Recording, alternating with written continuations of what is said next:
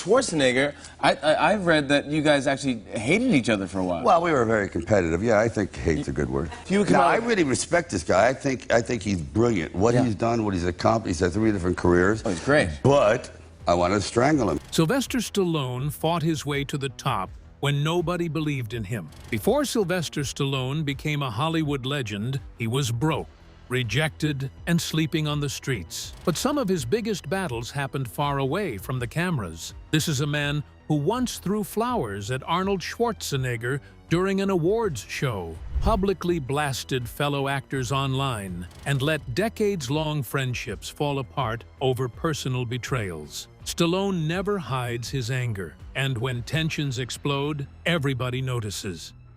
In this video, we look at 9 actors who ended up on the wrong side of Stallone. Some feuds lasted for years, while others erupted in a single moment that changed everything forever. Arnold Schwarzenegger. The night everything started was January 1977 at the Golden Globe Awards. Sylvester Stallone had just become Hollywood's newest sensation thanks to Rocky, the movie he wrote himself while struggling financially and refusing to sell unless he got the lead role. The gamble changed his life overnight. He walked into that ceremony expecting victory after victory. Instead, he sat there watching Rocky lose award after award. Nearby was another rising force in Hollywood, a massive bodybuilder from Austria named Arnold Schwarzenegger. Arnold was loud, confident, and impossible to ignore. When he won New Male Star of the Year, Stallone's frustration boiled over. Years later, Stallone admitted he threw a bowl of flowers at Arnold during the ceremony. It sounds ridiculous now, but that small moment sparked one of the biggest rivalries Hollywood had ever seen. What followed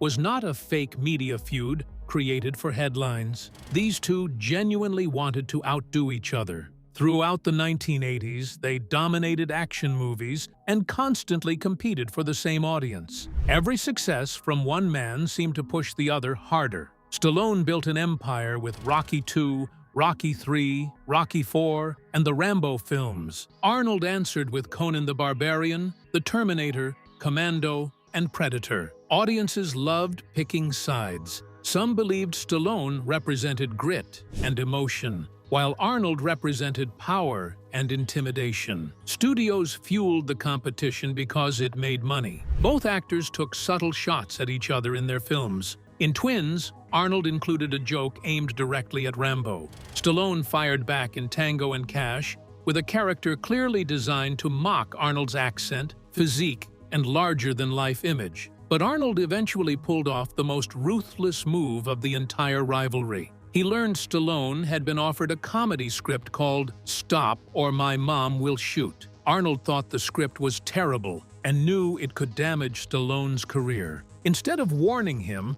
Arnold pretended he desperately wanted the role. He publicly acted interested, knowing Stallone's competitive instincts would kick in immediately. It worked perfectly. Stallone grabbed the movie before Arnold could supposedly take it. When the film finally released in 1992, critics destroyed it. Fans hated it. Even Stallone later admitted it was one of the worst films he had ever made. Arnold had completely played him. Surprisingly, time eventually softened the bitterness between them. By the 2000s, the rivalry cooled, and the two former enemies began appearing together in movies like The Expendables. They even became business partners through Planet Hollywood. Stallone later admitted that their competition pushed both of them to become bigger stars than either might have become alone. Considering how much genuine anger once existed between them, that admission said everything. Kirk Douglas. When Kirk Douglas arrived on the set of First Blood in 1982, he carried the reputation of a Hollywood giant. This was the man who had starred in Spartacus, Paths of Glory, and Ace in the Hole. For decades, Kirk Douglas represented the image of intense, serious acting. He belonged to an older generation of stars who commanded respect the moment they entered a room. At the same time, Sylvester Stallone was becoming the face of a new kind of action hero. Rocky had already transformed him into a global star, And now he was trying to build something darker with First Blood. The movie was not supposed to be a simple action film. Stallone viewed John Rambo as a damaged Vietnam veteran, abandoned by the country he served. Beneath the explosions and violence, there was anger, trauma, and loneliness. On paper, casting Douglas as Colonel Trautman looked perfect. Trautman was the military mentor who understood Rambo better than anyone else. The role needed authority, intelligence, and emotional weight. Douglas seemed like the ideal choice to bring that to the screen, but almost immediately, tension exploded behind the scenes. Douglas had read First Blood by David Morrell, and in the novel, Rambo dies at the end. Douglas strongly believed the film should follow that exact ending. To him, it gave the story tragedy and realism. He reportedly argued that audiences would respect a bold conclusion more than a survival ending designed to set up sequels. The problem was that Stallone completely disagreed. For Stallone, keeping Rambo alive was essential. He believed the character represented thousands of veterans who came home carrying emotional scars nobody wanted to talk about. Killing Rambo at the end would turn him into another tragic casualty. Letting him survive meant giving those veterans a voice and showing that survival itself was a battle. The disagreement quickly became personal. Douglas pushed his ideas constantly during meetings and on set. Reports from production claimed he rewrote dialogue, challenged scenes, and repeatedly reminded people of his legendary status in Hollywood. Stallone, who already had a reputation for being fiercely protective of his projects, saw it as someone trying to take control away from him. The set reportedly became tense almost every day. Director Ted Kotcheff found himself stuck between a legendary veteran actor and an explosive younger star determined to protect his vision. Eventually, the situation reached a breaking point. Kotcheff told Douglas directly that the production was moving forward with Stallone's version of the story. If Douglas could not accept that, he was free to leave. And that is exactly what happened. Douglas walked away from the film before production was completed. It was a shocking moment because actors of his stature rarely left projects under those circumstances. The production suddenly needed a replacement immediately. That replacement became Richard Crenna. He was brought in on extremely short notice and reportedly learned much of his dialogue while heading to the set. Yet his performance as Colonel Trautman ended up becoming one of the defining parts of the entire Rambo franchise. Crenna brought calmness and restraint that balanced Stallone's intensity perfectly. Every conversation between Trautman and Rambo suddenly carried emotional depth instead of pure confrontation. Most importantly, Rambo survived the film. First Blood became a massive success and launched a franchise that earned more than $1 billion worldwide. Rambo turned into one of the most recognizable action characters in movie history. Douglas, meanwhile, became forever connected to the story as the actor who nearly changed the ending and possibly the future of the franchise itself. Stallone never openly declared war on Douglas the way he did with some rivals, but the bitterness clearly lingered. Over the years, he made several comments about actors who cared more about protecting their own image than serving the story. The target of those remarks never seemed difficult to identify. The two men never worked together again. Richard Gere.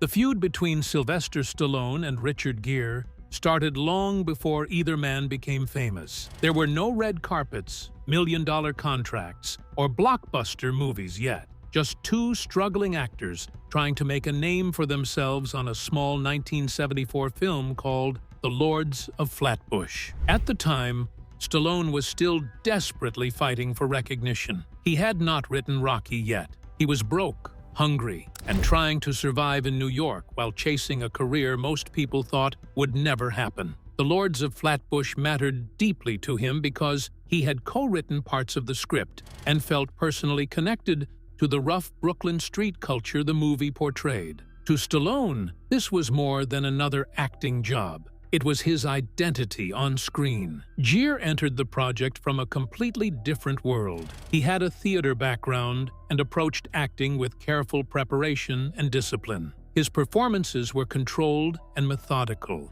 Stallone, meanwhile, relied more on instinct, emotion, and raw energy. Even before the famous incident happened, the two men reportedly irritated each other constantly. Their personalities clashed almost immediately. Then came the chicken sandwich. According to Stallone's version of events, the cast was filming a scene inside a cramped car. Everyone was squeezed together with barely enough room to move. Gere showed up eating a greasy chicken sandwich covered in mustard. Stallone allegedly warned him not to spill anything in the tight space. Gere either ignored the warning or did not take it seriously. Moments later, mustard landed on Stallone's pants. Stallone instantly exploded. He later claimed he elbowed Gere in the side of the head, and the atmosphere on set turned icy within seconds. Crew members reportedly froze because the tension between the two actors had already been building for days. The mustard incident simply pushed everything over the edge. Production suddenly had a serious problem.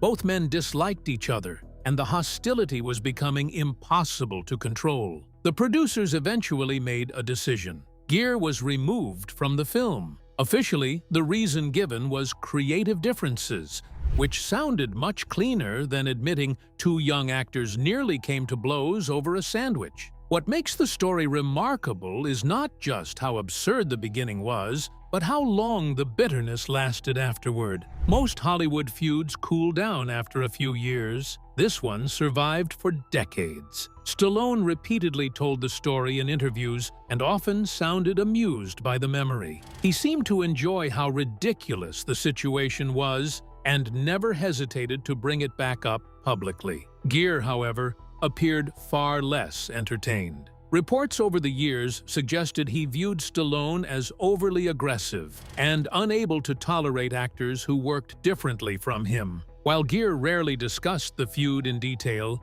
there was never any sign he wanted to reconnect or laugh about the past. As time passed, the two men built completely different careers that reflected their personalities perfectly. Gere became known for dramatic and romantic performances in films like American Gigolo, An Officer and a Gentleman, and Pretty Woman. He developed a reputation as one of Hollywood's smoothest leading men. Stallone moved in the opposite direction. Through Rocky and Rambo, he became the face of action cinema and built a career on toughness, survival, and intensity. While Gere focused on elegance and subtlety, Stallone leaned fully into grit and physical power. Despite working in the same industry for nearly 50 years, the two actors managed to avoid each other almost entirely. No reunion ever happened. No public reconciliation ever came. All these decades later, it is incredible to think one of Hollywood's longest-running feuds started inside a cramped car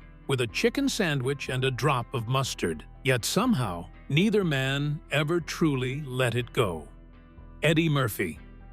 In the late 1980s, Sylvester Stallone and Eddie Murphy were not enemies. In fact, they were surprisingly close friends. At the time, both men sat at the very top of Hollywood. Stallone ruled the action world through Rocky and Rambo, while Murphy had become one of the biggest comedy stars on the planet, with films like Beverly Hills Cop and Coming to America. But what made their friendship unusual was how genuine it seemed. Hollywood friendships are often built around networking, publicity, or convenience. This one appeared real. They spent time together away from cameras, praised each other publicly, and moved within the same social circles. For a while, it looked like two completely different personalities had somehow formed a lasting bond. Then, almost overnight, everything collapsed. And according to people close to the situation, the thing that destroyed it was not money, business, or career competition. It was a rumor. The trouble reportedly began during the production of Beverly Hills Cop 2 in 1987.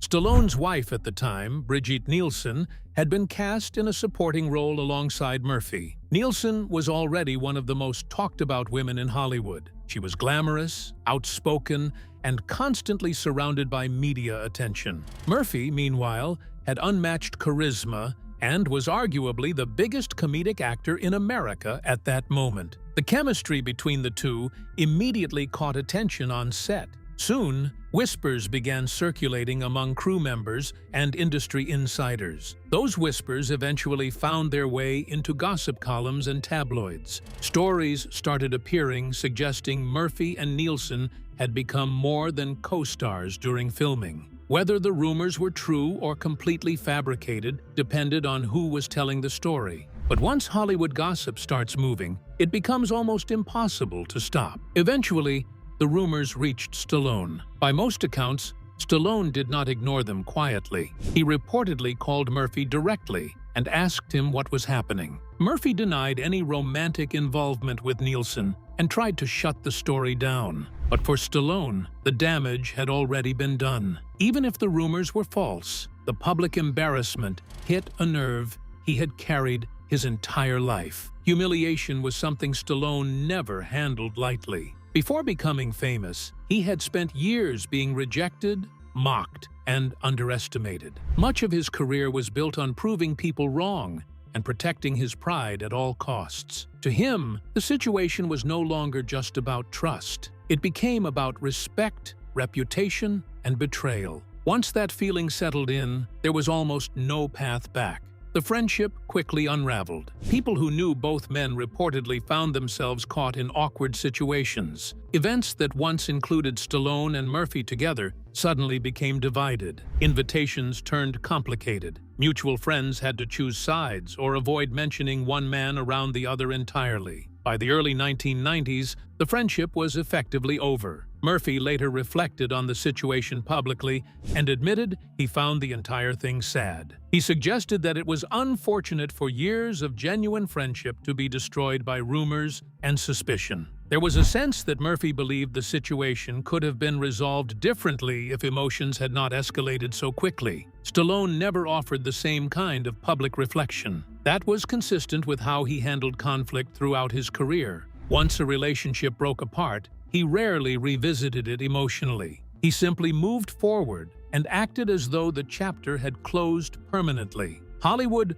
only intensified the fallout. Entertainment magazines immediately reframed the situation as a rivalry between two massive stars competing for dominance at the box office. Articles compared their movies, salaries, popularity, and influence. Two former friends suddenly became opposing figures inside a media narrative neither had originally intended to create. And just like that, one of Hollywood's most unexpected friendships disappeared almost as quickly as it had formed. Bruce Willis. When Sylvester Stallone set out to create The Expendables, he was not just building another action franchise. He was trying to assemble something closer to a legacy project, a reunion of the men who defined 1980s action cinema, brought together on one screen for fans who had grown up watching them. The idea was simple but powerful. Respect the old guard, honor the era, and let these icons share the screen one last time in a meaningful way. At the center of that original vision was Bruce Willis. Willis was cast as Church, a shadowy CIA operative who helped set the tone for the first two films. The role was not the largest, but it carried symbolic weight. He represented the bridge between old-school action and modern blockbuster storytelling. His presence alone signaled that The Expendables was not just nostalgia. It was serious business, backed by real Hollywood power. For Stallone, casting Willis was part of the foundation of the entire concept. The chemistry,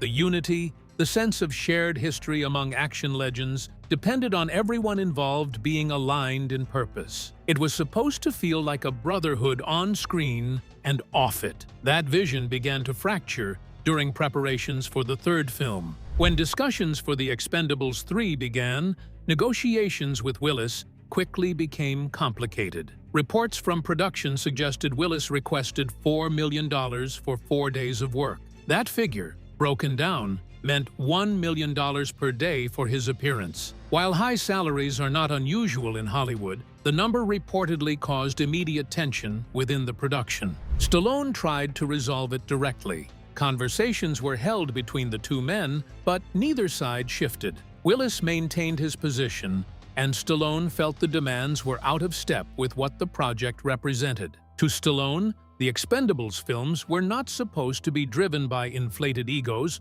or financial leverage. They were meant to reflect a shared commitment to the genre that made them all famous. Eventually, the situation reached a breaking point. Stallone made the decision to remove Willis from the film entirely. In his place, he brought in Harrison Ford, another legendary Hollywood figure who reportedly accepted the role under more cooperative terms. The casting change itself was already a major shift, but what came next turned a private production disagreement into a public controversy. Stallone took to social media and made his feelings known. He publicly criticized Willis, calling him greedy and difficult to work with. The comments spread rapidly across entertainment media. Fans, journalists, and industry insiders all reacted to the sudden breakdown between two major Hollywood figures who had previously shared a successful working relationship. What had once been a collaboration rooted in respect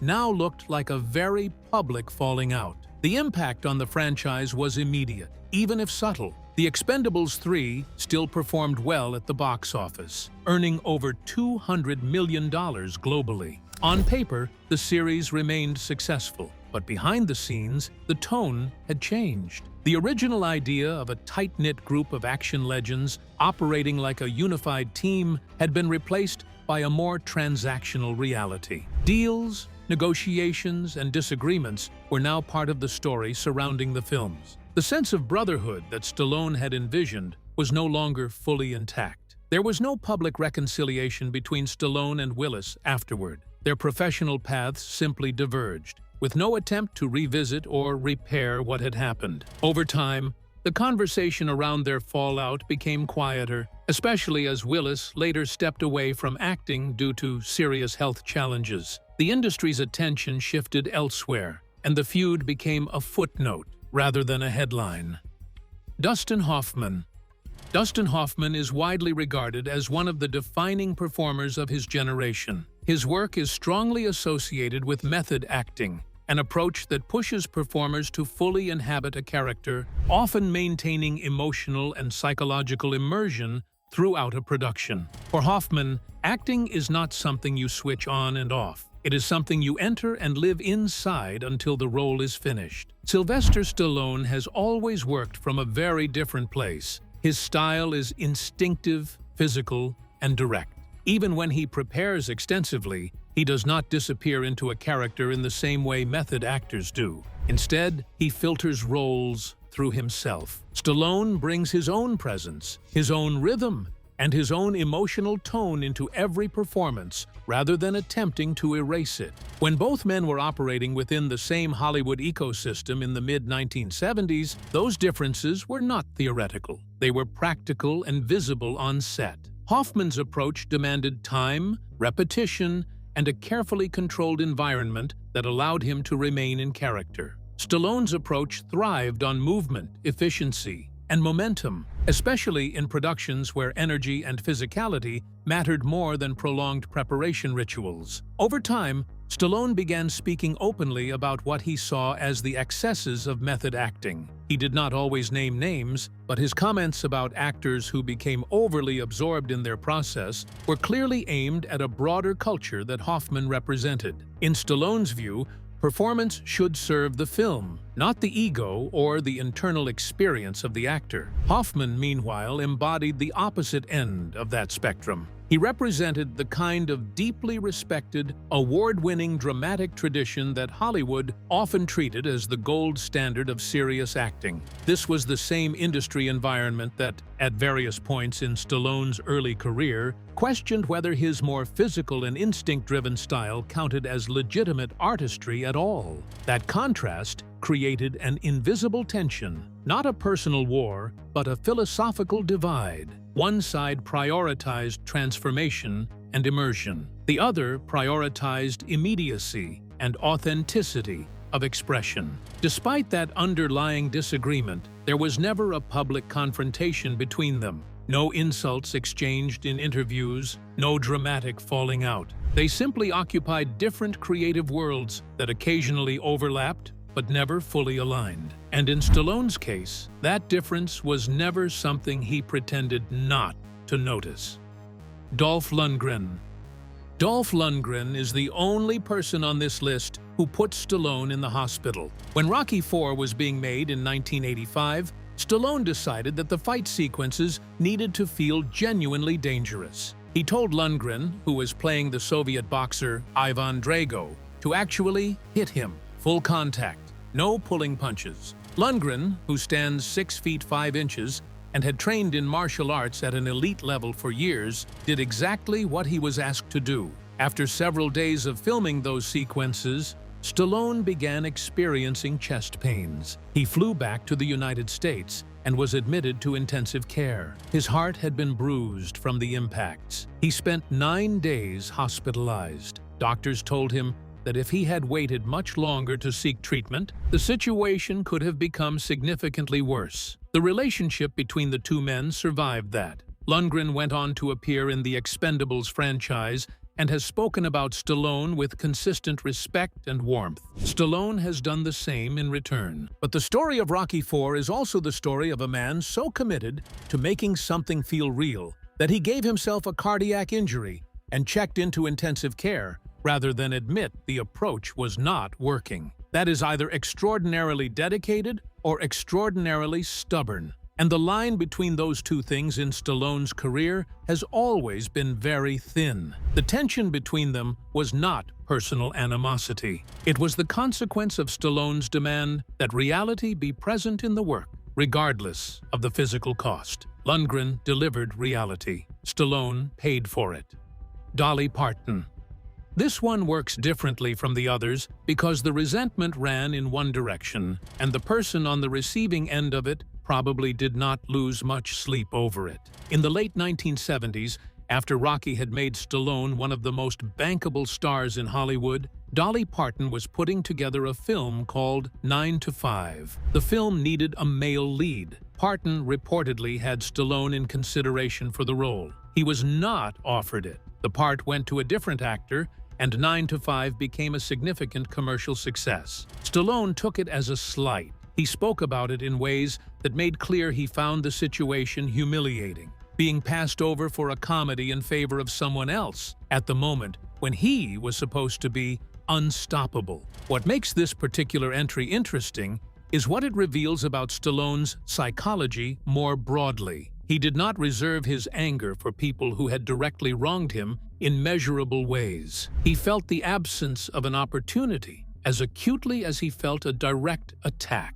Being overlooked was, for him, a form of disrespect, just as significant as being publicly mocked. Parton has never given any indication that she registered this as a feud. She has a public persona built on warmth, humor, and a refusal to take Hollywood politics too seriously. Whether she was ever aware of the depth of Stallone's reaction to that casting situation is unclear. For Stallone, it remained a real thing, a reminder that even at the top, there were rooms he had not been invited into and decisions that had been made without him.